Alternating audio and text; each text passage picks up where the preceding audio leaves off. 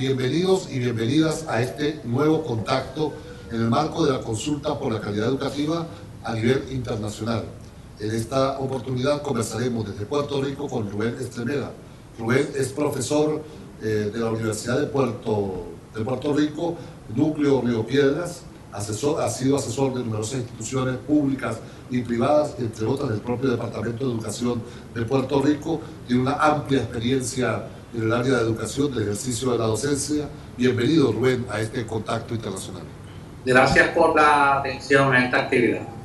Rubén, ¿cuál es la fotografía actual de la educación en Puerto Rico? Bueno, para dar una fotografía amplia de la educación en Puerto Rico tenemos que ver cuál es el perfil de nuestra población, cuál es la situación. Primeramente, nosotros hay que ubicar la educación dentro del marco económico político vigente de Puerto Rico. Como ustedes saben, Puerto Rico está bajo un estado colonial por más de 500 años. Primero bajo el gobierno español y ahora por el gobierno de los Estados Unidos. La educación ha seguido los linderos coloniales tradicionales del gobierno norteamericano, y dentro de eso se han dado intentos de criollizar o de puertorriqueñizar la educación, pero dentro de esas circunstancias coloniales.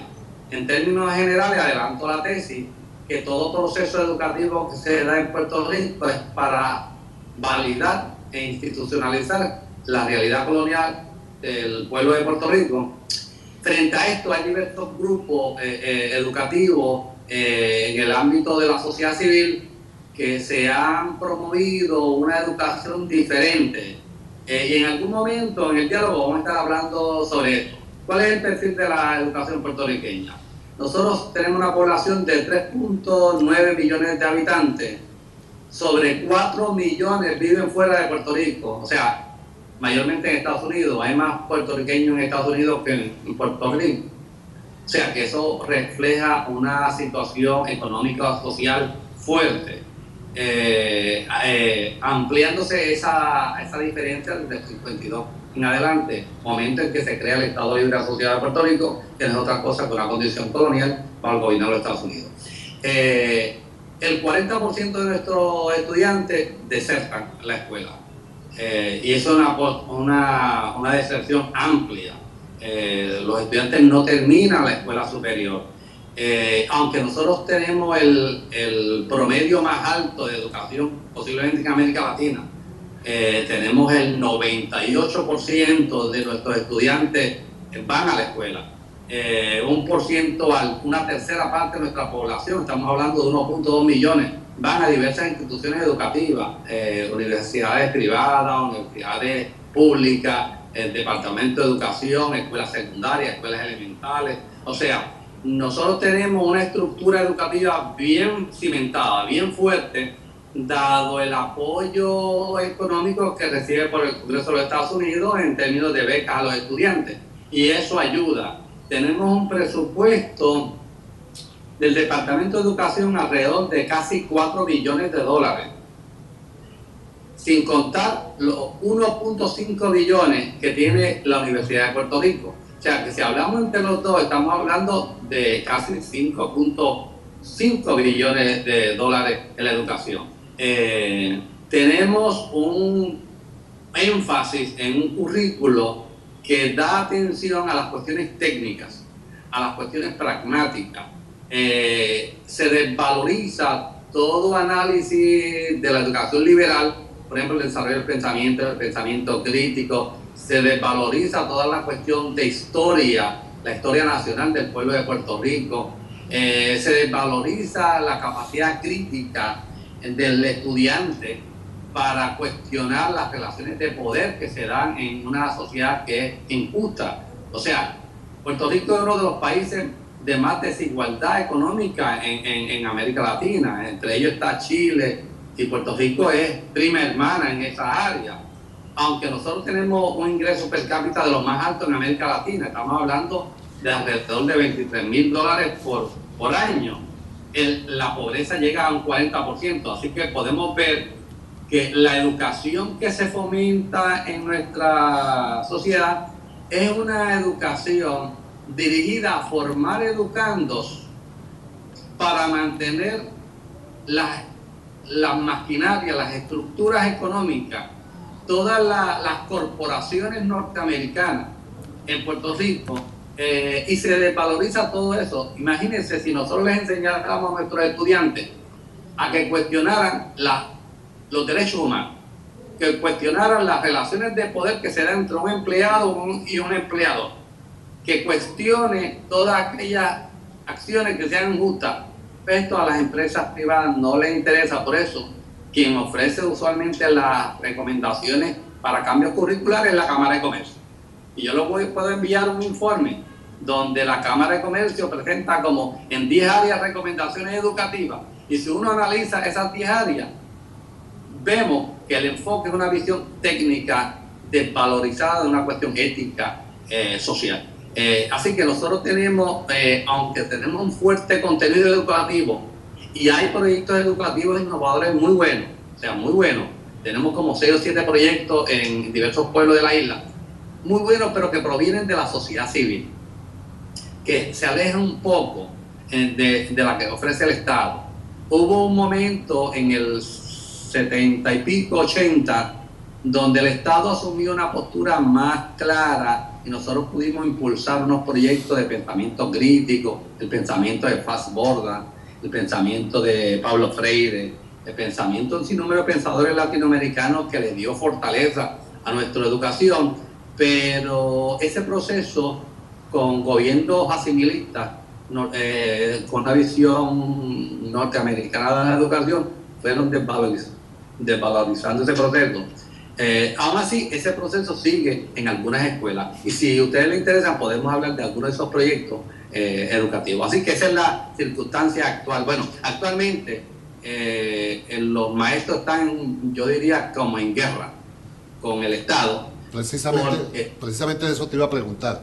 La Federación de Educadores de Puerto Rico está muy activa precisamente contra la ley 140. Es correcto. Explícanos un poco más el tema de esa contrarreforma educativa que está ocurriendo en Puerto Rico. Es interesante porque la manera que usted la llama, así es que se debe llamar, ¿verdad? Acá le llaman la reforma. Y nosotros estábamos acostumbrados que cuando hablábamos de reforma, hablábamos de cambios para la ciudadanía. Y estos cambios, pues, como otros cambios que le han dado, se le llaman reformas, pero no son reformas, son contrarreformas, ¿verdad? Pues esta ley lo que ha hecho es que le ha quitado los derechos que tienen los empleados, el derecho a enfermedad, los derechos a pago por horas extras, le ha quitado, le ha reducido gastos médicos, o sea, las permanencias han desaparecido. En el caso de los maestros se les quería quitar el derecho al retiro con todos sus derechos, o sea, ahora tenía que trabajar 40 años, 35 años, o 45 años, o se tenía que retirar a los 65, 66 años, cuando por ley tiene derecho a retirarse a los 30 años o a los 55 años. La pérdida en salario anual puede fluctuar entre 10 a 15 mil dólares, que eso es bastante. Hay una incertidumbre enorme en los maestros, y gracias a la Federación de Maestros y a otras instituciones, la Federación no es la única organización, pero es una de las más combativas, ¿verdad? Han organizado un grupo de asociaciones que son de centro derecha y centro izquierda, o sea, por vez primera los centro derecha y centro izquierda de uniones se unen para combatir un mismo enemigo, ¿verdad? Y el enemigo no lo vemos como el Estado, vemos los que están detrás del Estado, que son las multinacionales, los prestan dinero al gobierno de Puerto Rico. Nosotros debemos 70 billones de dólares, y se nos va alrededor de 4 billones anuales en pagos, y la única manera que tiene el Estado, nosotros hemos sugerido otras recomendaciones, pero la única recomendación que da el Estado es la de aumentar los impuestos, quitarle beneficio a los empleados, y ahora mismo yo diría que hay alrededor de 4 sindicatos poderosos en Puerto Rico que están pidiendo una huelga general. y que está muy bien vista por muchos sectores del obrerismo, porque básicamente lo que quieren es aguantar la intentona del Estado en quitar derechos a los empleados. ¿En cuánto oscila hoy en día el salario en términos de dólares promedio de un educador en Puerto Rico? Entre $1.500 mensuales a $4.000. Eso puede fluctuar por años de edad, años de experiencia, si tiene maestría, si tiene doctorado, si tiene un puesto de director o es maestro. Perfecto. Pero empezando son 1.500. Perfecto. Ahora bien, tú me hablas de toda una perspectiva colonial en la educación. ¿Hay espacios para enseñar la historia de Puerto Rico en las escuelas, en las universidades? La otra historia, la historia de la resistencia, la historia de la independencia. Pero hay muchas historias. Yo siempre he catalogado, hay dos tipos de historias. Está la historia del colonizado y está la historia del que pretende salirse de la descolonización. La historia nuestra ha sido una historia del colonizado. ¿Qué quiero decir con esto? Que la historia que aprendemos en nuestras escuelas es la historia de George Washington, Abraham Lincoln, y cuando hablan de los patriotas, por ejemplo, tenemos varios patriotas en Puerto Rico, Ramón Emeterio Betance, Eugenio María de Hostos, don Pedro Albizu Campos, don Juan Maribra, don Antonio Correger. Hablan de ellos como si fueran poetas, como si fueran literatos, como si fuera, o sea, pero el elemento político se queda al margen, así que son dos historias. No tenemos una historia de la liberación nacional. Perfecto.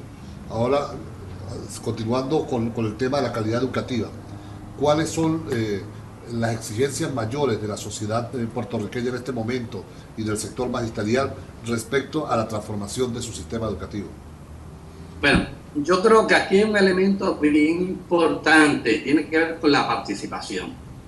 O sea, el elemento de una sociedad quiere ser democrática y yo creo que los sindicatos están pidiendo participación en la toma de decisión en el área presupuestaria, en el área educativa, donde ellos puedan, porque ¿dónde es que están los expertos en el área de educación? Pues en el magisterio, o sea, ellos son los que saben. Por ejemplo, se debe propiciar, entre uno de los retos que tenemos, es que en la educación haya todo un planteamiento educativo, la ciencia, las matemáticas, la historia, en los cursos humanísticos, que haya un planteamiento sobre el pensamiento crítico. Que se retome esa idea, que en el 78 y en el 80 se planteó en la ley y que se retome, pero que no que se hable de pensamiento crítico light, el pensamiento pragmático norteamericano que le llaman pensamiento crítico, por ejemplo el de Dewey, le llaman pensamiento crítico. No estamos hablando de eso. Eso no está mal.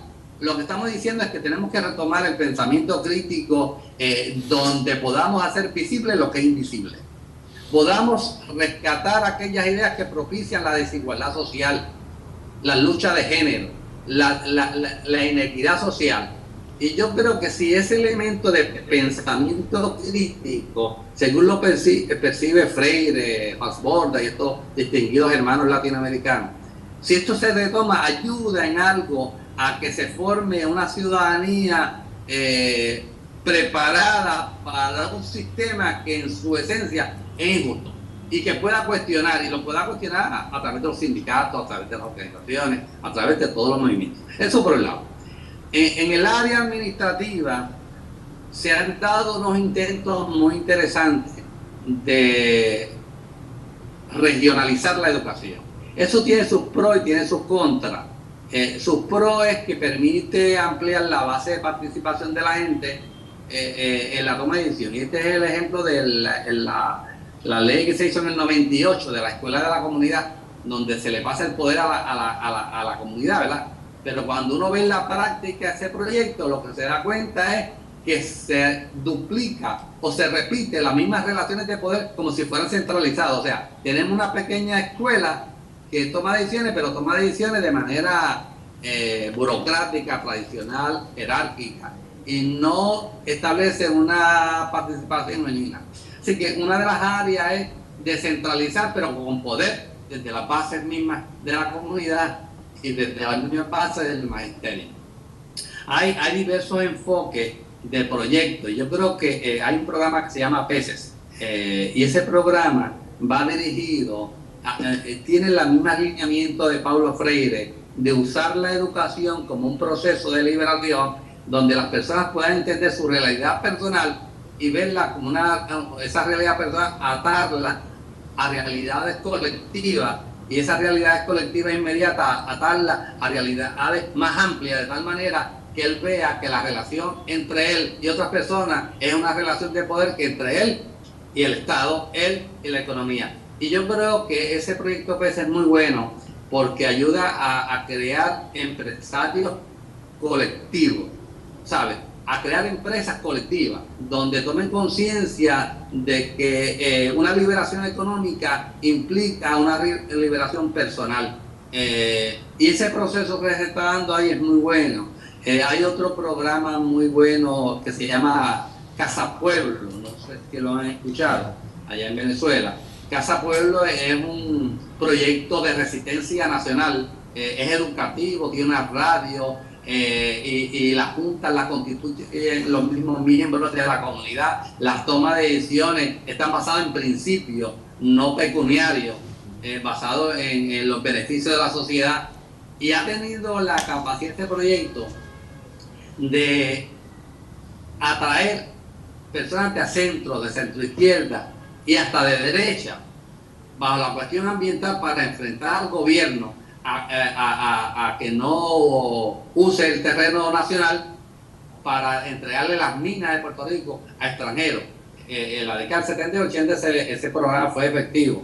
Ahora el gobierno trató de poner un tubo de gas por el centro de la isla, y ese proyecto educativo comunitario logró con otros proyectos hacer una resistencia fuerte al Estado, y el Estado tuvo que echar para atrás. O sea, yo creo que en el pueblo de Puerto Rico hay fuerza y poder. Nosotros hemos tenido la habilidad como pueblo de aprovechar los momentos históricos para enfrentar al gobierno de los Estados Unidos cuando lo de Vieques y lo de Culebra, ¿verdad? Que logramos sacarlo, ¿verdad? Y claro, hay unos resabios todavía de asuntos que no se han podido resolver, pero yo creo que estos proyectos educativos, en cierta medida, que vienen de la sociedad civil, han ayudado a crear un educando más crítico, más consciente, más comprometido con las luchas sociales. El tema de la calidad entre nuestras sociedades, muy vinculado a sistemas de medición, tanto para los profesores como para los estudiantes. ¿Se están implementando en Puerto Rico estos sistemas de medición para los docentes o forman parte de las contrarreformas en marcha? Bueno, yo creo que todos los sistemas capitalistas y neoliberales, ese es un enfoque fundamental para ellos. Para ello es fundamental. Hay diversas formas de medir. Yo mido para el sistema vigente o mido para el desarrollo humano. Así que Puerto Rico sí lleva toda una estrategia de misión, assessment y evaluación.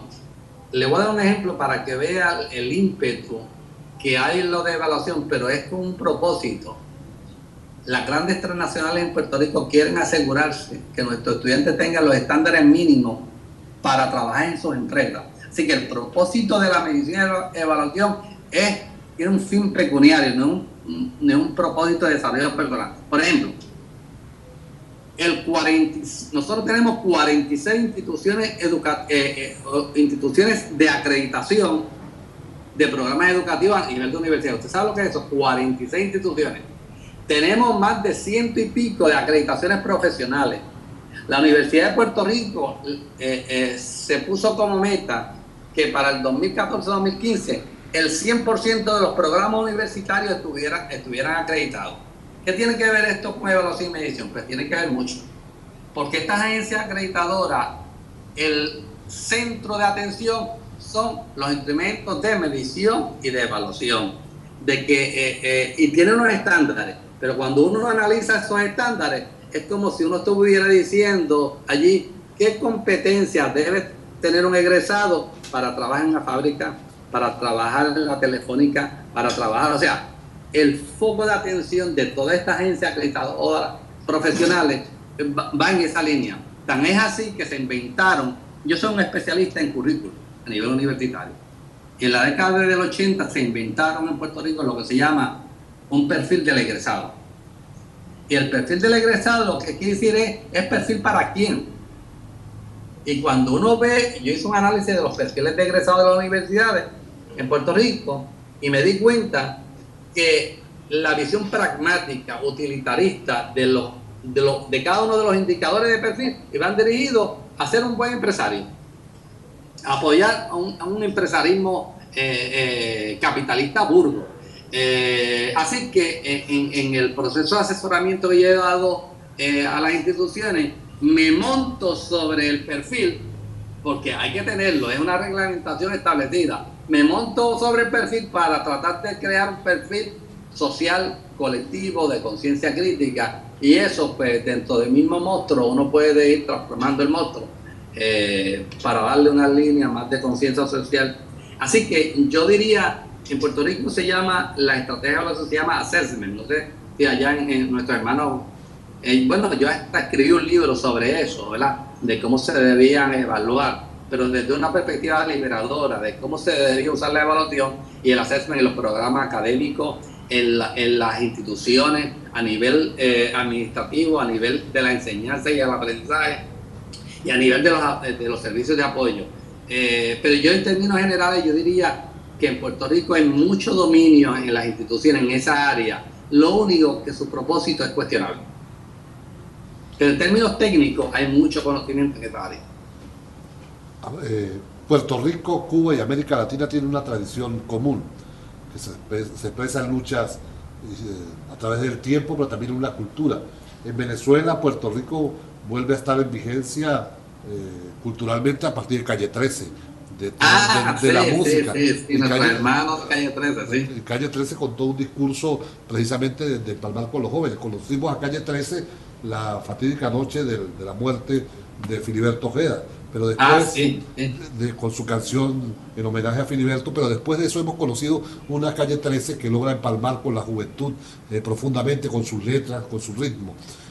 ¿Cómo están valorando la educación en Puerto Rico, todo el tema de la transformación cultural de los jóvenes?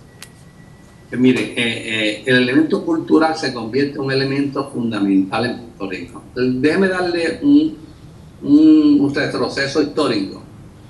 En 1952 el Estado Libre Asociado se montó en un sistema un poco controversial. Luis Muñoz Marín fomentó el desarrollo de una cultura nacional y, por un lado, fomentó una cultura de dependencia política. Era como algo como contradictorio, pero se fomentaba el desarrollo de la puertorriqueñidad, del uso de la bandera de Puerto Rico, de un sinnúmero de elementos, que eso gustó en la población. Pero por otro lado, enseñó que eso se podía dar dentro de una condición colonial. Así que el concepto de cultura que se ha desarrollado en Puerto Rico ha estado mediado por una lucha y una tensión constantemente entre lo político y lo cultural. ¿Qué pasa? Que en Puerto Rico hay lo que ahora retiene todo el movimiento estadista. Cuando digo estadista me refiero al movimiento de ciudadanos puertorriqueños que quieren ser americanos, quieren pertenecer a los Estados Unidos. Lo único que, una de las fuerzas que más está afectando a ese intento es la cultura. Y es una cultura que Calle 13 la ha podido recoger muy bien de resistencia. Porque hay diferentes tipos de cultura, ¿verdad? Está la cultura de la tradición continua, al uso de la vestimenta, uso del lenguaje, la artesanía, toda una cultura folclórica, ¿verdad? Pero hay una cultura de valorar lo nacional, por ejemplo, el idioma. Para nosotros el idioma se ha convertido en una estrategia de resistencia. Y en Puerto Rico hasta los conservadores hacen hincapié en la buena expresión, en la buena escritura en español. Y hay como una euforia en los jóvenes en tener la banderita de Puerto Rico puesta en el sombrero, puesta en la camisa, puesta en los pantalones, que algunos han considerado que algunas veces como medio esquizofrénico. En Puerto Rico hay una actitud de muchos jóvenes de sobreestimar la puertorriqueñidad, y esto yo lo puedo entender, porque es una manera de resistir la tendencia a querernos americanizar. Y frente a eso, que fue lo mismo que hicieron los negros en Estados Unidos en la década del 60, de decir que ser negro era bonito, ¿verdad? Y enfatizar mucho en la negritud. Y en Puerto Rico hay como una insistencia en decir soy boricua. Hay un lema que se escucha mucho, dice soy boricua para que tú lo sepas. Y lo pone así, para que tú lo sepas, no para que tú lo sepas. Lo que quiere decir es que en el elemento cultural está el elemento de resistencia al gobierno de los Estados Unidos y muchos educadores de mucha conciencia a nivel elemental, escuela secundaria, superior, en las universidades. Hay mucho énfasis en ese elemento, porque ese elemento es como un área que en algún momento, no ahora, en algún momento va a ser la cuna para la liberación nacional. Así lo vemos nosotros. Tú has sido asesor del gobierno en materia de educación en diferentes momentos. Sí. Si te correspondiera hoy formular 3 propuestas concretas para transformar el sistema educativo, ¿cuáles serían esas 3 propuestas? Primera, yo creo que en toda educación, la educación tiene un propósito. Y el propósito es la formación humana. Es la visión esta clásica de la educación liberal, la formación humana, pero poniéndole el ingrediente social, el elemento fenomenológico de las luchas sociales. Yo creo que una aportación que debe tener el currículo en la educación en Puerto Rico es primero que se desarrolle una formación educativa basada en los derechos humanos, usando en la Declaración de Derechos Humanos de las Naciones Unidas como punto de referencia. O sea, que si se va a enseñar inglés, matemáticas, español, ciencia, estudios sociales o historia, se tiene que dar dentro de la Declaración de Derechos Humanos, dentro de los principios que decide esos principios. Así que ese es el primer elemento, meter dentro de todo el currículo una visión transformadora, crítica, como Austin la veía, como la veía Fassbender, como la veía Freire. O sea, es una educación transformadora, una educación donde cuestiona la inequidad social, la injusticia, la lucha de género, la lucha por el poder, o sea, que sea una educación solidaria. Yo creo que ese es el primer planteamiento que debe haber. Claro, yo digo esto, pero en una condición colonial eso es imposible, ¿verdad? Esa sería la primera. La segunda, yo creo que debe dirigirse en el área administrativa. En el área administrativa debe crearse una base administrativa amplia de base donde las comunidades puedan participar en la toma de decisión de las escuelas, pero bajo los mismos principios de los anteriores. Es para generalizar la educación al pueblo, donde los administradores no sean los que tomen decisiones. El rol de los administradores es dar apoyo y sustentar lo que la base del pueblo dice que debe educarse. Yo creo que ese principio es bueno no solamente en Puerto Rico, es bueno en Venezuela, es bueno en Cuba, es bueno en Uruguay, Argentina, en cualquier país, porque es democratizar la educación y la toma de decisión. Ese es un segundo principio. Yo creo que un tercer principio tiene que ir en lo económico. La educación, ahora mismo el 7% de nuestro presupuesto nacional va dirigido a la educación. Eso es mucho. Si uno lo contabiliza, estamos hablando de alrededor de 6 billones de dólares. Eso es bastante. Sin embargo, yo creo que la educación debe estar con un presupuesto estándar, con una fórmula estándar, que según va aumentando el ingreso per cápita, el país también vaya aumentando el ingreso per cápita del presupuesto que se le asigna a la educación. La educación es la base fundamental de una sociedad, en el área de la ingeniería, en el área de la medicina, en el área de la salud, en el área de la economía, en todas las áreas. O sea, el gobierno debe imponer contribuciones a las multinacionales para fortalecer el área educativa. Ahora mismo, las multinacionales en Puerto Rico se llevan 34 billones de dólares anuales para los bancos de los Estados Unidos.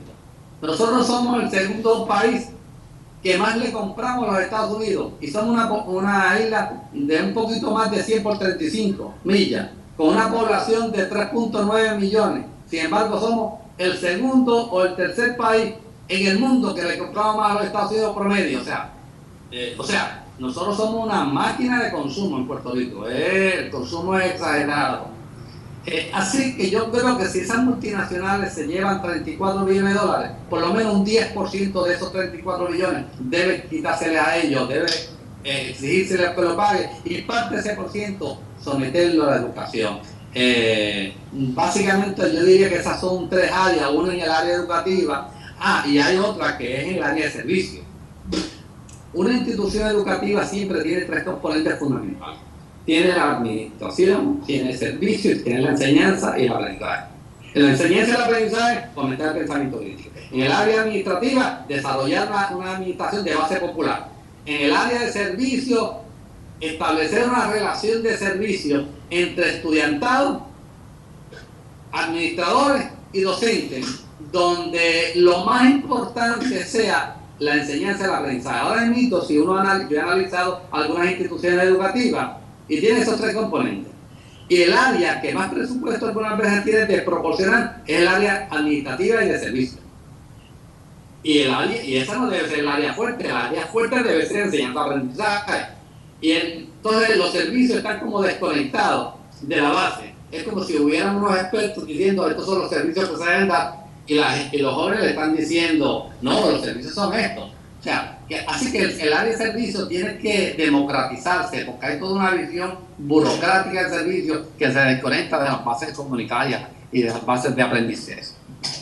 Bueno, para ir cerrando este primer contacto internacional, nos gustaría que le dijeras un mensaje a los maestros, a las maestras, a los profesores y a las profesoras venezolanas que en sus aulas, en sus instituciones educativas, junto con las comunidades, están discutiendo el tema de la calidad educativa como una oportunidad para seguir avanzando en la transformación de nuestro sistema educativo. Sí, a nuestros hermanos venezolanos, primeramente nosotros estamos, los educadores de conciencia crítica en Puerto Rico, estamos muy pegados, muy conscientes de lo que está pasando en Venezuela. Estamos muy aliados a los educadores y a los obreros, bueno, a la población en general, contra la intentona del gobierno de los Estados Unidos de derrocar al gobierno de Venezuela. Y nosotros estamos comprometidos con el pueblo contra esa injusticia que ellos han hecho en América Latina por todos los países. Lo han hecho en Puerto Rico, en Panamá, en Uruguay, en todos los países. Yo creo que uno de los instrumentos que tienen los educadores es la conciencia. Tienen un rol porque tienen el contacto directo con los aprendices. Es analizar, usar esos planteamientos, esas situaciones que están pasando en Venezuela y utilizarlas como instrumento para hacer visible lo que es invisible. El sistema está utilizando la televisión, la radio, la promoción, y acá usted lee en Puerto Rico sobre Venezuela y parece que los que están mal son los obreros, quienes están mal son los maestros, y la educación la debemos utilizar para transformar esa visión, o sea, pero transformarla desde una perspectiva crítica. Los educadores tenemos que ser humildes, tenemos que tener una humildad intelectual de acercarnos a los estudiantes como un aprendiz, para hacer visible lo que es invisible, ver cuáles son los que tienen el poder y cuáles son los que no lo tienen, cuáles son los injustos, qué es lo que es injusto y qué es lo que no es injusto. O sea, así que yo le digo a nuestros hermanos educadores que aprovechen los momentos de crisis. Los momentos de crisis son los momentos que definen a los pueblos. Y yo creo que ustedes están en su mejor condición, igual que en Puerto Rico, para crear conciencia crítica a nuestros educandos, para llevarnos a un nivel más alto de integración social, más alto de equidad social. Si eso ustedes lo pueden lograr, nosotros muy solidarios estaríamos con ustedes. Bueno, muchas gracias a Rubén Estremera. Hoy conversamos con él desde Puerto Rico. Rubén es profesor de la Universidad de Puerto Rico. Gracias por participar en este contacto internacional en el marco del debate de la calidad educativa. Gracias, Bonilla, y esperamos compartir en algunos momentos experiencias parecidas.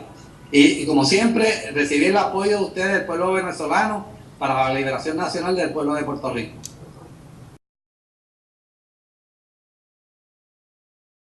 Sobre esto. ¿Cuál es el perfil de la educación puertorriqueña? Nosotros tenemos una población de 3.9 millones de habitantes. Sobre 4 millones viven fuera de Puerto Rico, o sea, mayormente en Estados Unidos. Hay más puertorriqueños en Estados Unidos que en Puerto Rico. O sea, que eso refleja una situación económica social fuerte, ampliándose esa diferencia desde el 52 en adelante, momento en que se crea el Estado Libre Asociado de Puerto Rico, que no es otra cosa que una condición colonial para el gobierno de los Estados Unidos. el 40% de nuestros estudiantes desertan la escuela. Y eso es una deserción amplia. Primero bajo el gobierno español y ahora por el gobierno de los Estados Unidos. La educación ha seguido los linderos coloniales tradicionales del gobierno norteamericano y dentro de eso se han dado intentos de criollizar o de puertorriqueñizar la educación, pero dentro de esas circunstancias coloniales. En términos generales, adelanto la tesis, que todo proceso educativo que se da en Puerto Rico es para validar e institucionalizar la realidad colonial del pueblo de Puerto Rico. Frente a esto hay diversos grupos educativos en el ámbito de la sociedad civil que se han promovido una educación diferente. Y en algún momento en el diálogo vamos a estar hablando... Entre otras, el propio Departamento de Educación de Puerto Rico tiene una amplia experiencia en el área de educación, del ejercicio de la docencia. Bienvenido, Rubén, a este contacto internacional. Gracias por la atención a esta actividad. Rubén, ¿cuál es la fotografía actual de la educación en Puerto Rico? Bueno, para dar una fotografía amplia de la educación en Puerto Rico tenemos que ver cuál es el perfil de nuestra población, cuál es la situación. Primeramente, nosotros hay que ubicar la educación dentro del marco económico político vigente de Puerto Rico. Como ustedes saben, Puerto Rico está bajo un estado colonial por más de 500 años. Los estudiantes no terminan la escuela superior. Aunque nosotros tenemos el promedio más alto de educación posiblemente en América Latina, tenemos el 98% de nuestros estudiantes van a la escuela. Una tercera parte de nuestra población, estamos hablando de 1.2 millones, van a diversas instituciones educativas, universidades privadas, universidades públicas, el Departamento de Educación, escuelas secundarias, escuelas elementales. O sea, nosotros tenemos una estructura educativa bien cimentada, bien fuerte, dado el apoyo económico que recibe por el Congreso de los Estados Unidos en términos de becas a los estudiantes.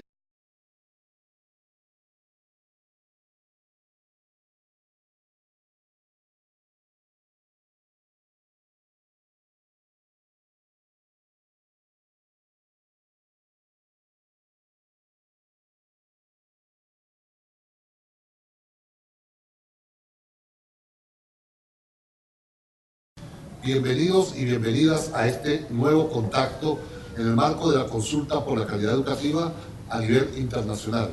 En esta oportunidad conversaremos desde Puerto Rico con Rubén Estremera. Rubén es profesor de la Universidad de Puerto Rico, Núcleo Río Piedras, ha sido asesor de numerosas instituciones públicas y privadas.